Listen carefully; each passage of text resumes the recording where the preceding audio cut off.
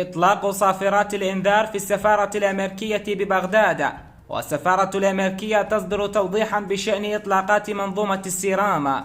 السلام عليكم متابعي قناة أخبار العراق. قبل البدء لا تنسوا الإعجاب بالفيديو والاشتراك بالقناة وتفعيل الجرس لتصلكم الأخبار العاجلة والحصرية. حيث أفاد مصدر أمني في بغداد اليوم الأربعاء بإطلاق صافرات الإنذار في السفارة الأمريكية بالمنطقة الخضراء.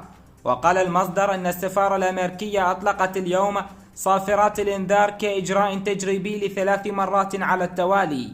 وأصدرت السفارة الأمريكية اليوم الأربعاء توضيحا بشأن إطلاقات منظومة السيرام.